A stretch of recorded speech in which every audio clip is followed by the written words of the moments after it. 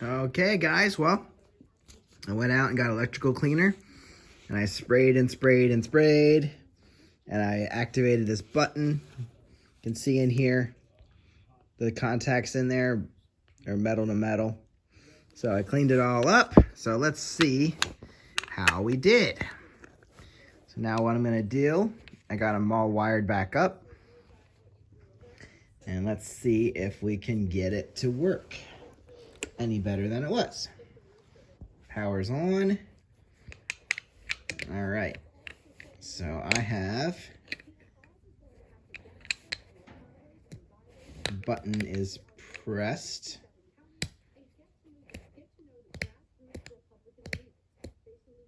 Check that out. That is a solid, perfectly clean signal.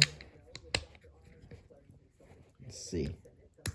I can turn off the engine start stop switch. No issues whatsoever. That's holding down the button and just hitting the, oh, you can see it all in one view. There we go. So got that problem solved. I bet if we put that back on the bike, we will be good to go. So let's get that done. All right, guys. So now that the switches are clean and working properly, we have the fun time of putting them back on the bike. Now, I didn't film this taking the switches off the bike. I guess I didn't think about it. But typically, if you're not disconnecting the carburetors, what I find to be the easiest is to remove the handlebars. So, because you have to pull the grip right here. This has the accelerator cables in it. You got to pull the throttle tube and the grip off the bars.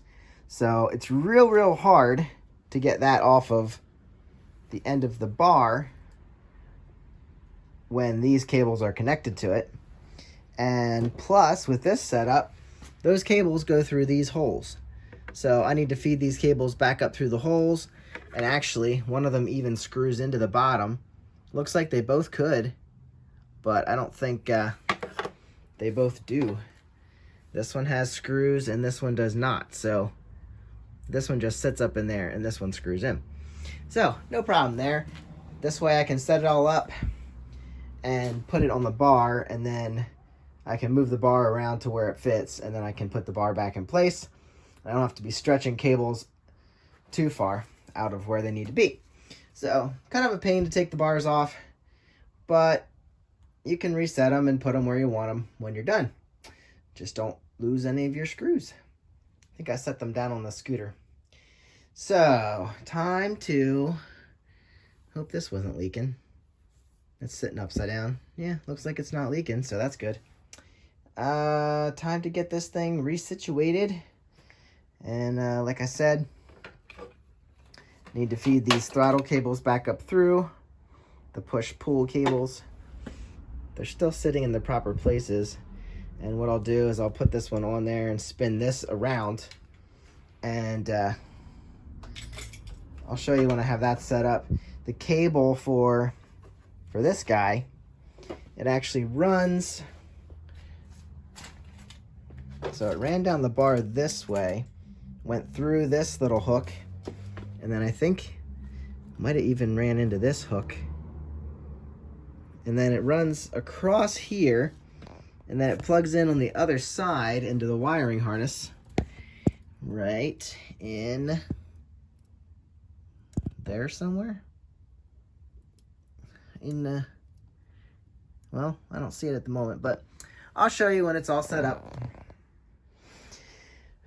Okay, so I don't know why, but if I put the pull cable in first, it's a lot harder to get the push cable in. So if I put the push cable in first, I was able to get the pull cable in. So like I said, I ran them through the housing for the switches, and got them both in there. We're setting in the groove, and this is going to lock down on top of that. Spin this around, and that'll sit on top of there and hold that in place. And then you see this little knob here. This actually lines up on the factory bars right there. I'm going to clean this up while I have this open. A little bit of water must have been sitting in there. So I'm going to clean that up pretty quick, and then everything can go back on, and won't have to worry about it again for a long time. Now let's get the details down here if you have this bike, or it could be similar if you have one like it. I told you this one actually spun in, but we actually do have locking nuts on the outside of both of these. This had slid down the whole way down the hose, but when I was, or the cable, but when I was putting it back on, I remembered unloosening both of these. So yep, they do secure in there pretty nicely, and that's all gonna line up. I do need to put the 2 bolts. I actually have them secure over here. So I gotta put the Phillips bolts back up in here to secure this housing. And I didn't really change any adjustments, so this should all fit right back in where I wanted it. I did get this cleaned up before I slid this back on. I used some, where's my bottle? I used some contact cleaner. Oh, there it is. Yeah. Used some electrical contact cleaner. Sprayed it in that button for the turn signal. Like I said, that was a little sticky. Seems to be a lot better now. And if you remember on the other video, I had the brakes here. This was kind of a little funky. I did spray contact cleaner on those contacts to make sure that was cleaned up. But let's see. You can see here where this was zip tied to the handlebars. So I will zip tie it right back in there. You can see where it laid here. There's a mark there. And then it goes through this little hooky-doo. And then down. Let me step over the front wheel. We can just follow the dirt spots. And then it actually, you can see the dirt spot down there. It ran right along there. And then this guy, this is, I believe, blue and white, was to cut off the headlight power. So that plugs into here. And now this connects right into a blue and white. I don't know what the whole thing is going on here because I don't know if there should be a green there. But it also connects into a cut black wire. So I'm not sure. Maybe that's a problem we have too. But I'll have to figure out why there's a cut black wire spliced into this also. I guess that would cut off lights. If it's on the same circuit that cuts off the headlight, it would cut off another light. So anyway, if it runs, I'm not going to worry about it. Anyway, so that comes with the wiring harness here. And then the red plug that has all the other wires actually goes in under here. So I'm going to plug that right in, plug this right in, and then make sure all the systems are ready. And hopefully now I can get her to start. All right, one thing I didn't cover in the last clip was I did put these 6mm hex bolts back in. What's nice is these mounts were stuck to the handlebars in the spots where they were originally, so I didn't have to make any adjustments. They fit right on exactly where it was. Got my screws, 2 screws in the bottom of this. These are tight here, and got the plug plugged in on the other side. So I think before I do anything, I did pull the spark plugs out to check for spark. I want to just turn the key on and see if we have spark now, because we didn't before.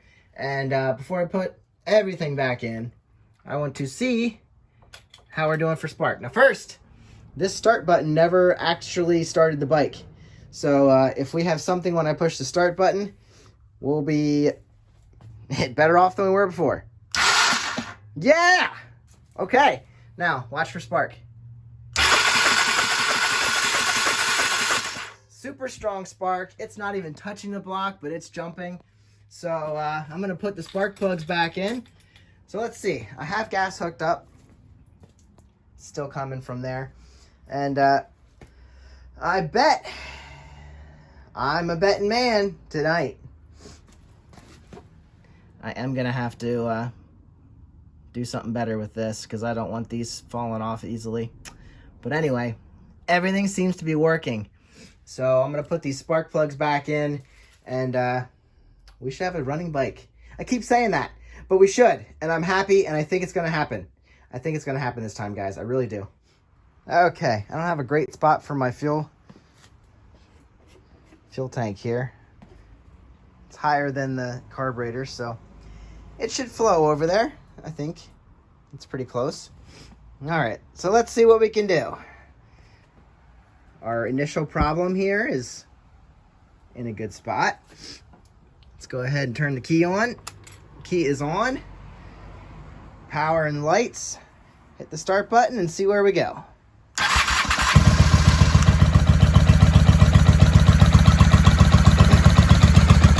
We already had gas in the carburetors before.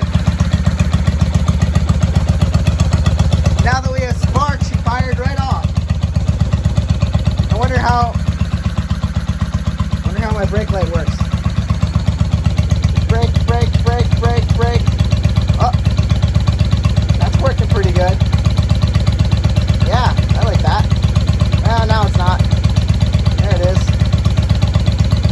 I know the foot pedal works better than this hand pedal. Okay. Yeah, that's pretty solid. Oh, that's right. I need to look at that spring before I forget. That spring's sitting in there a little funky. Well, I'd say that's a success. She's idling real nice. Oh, you know what? I can put my fuel filter or my air filter back on. That'll help her out. Start dressing this shadow back up. She sounds good to me.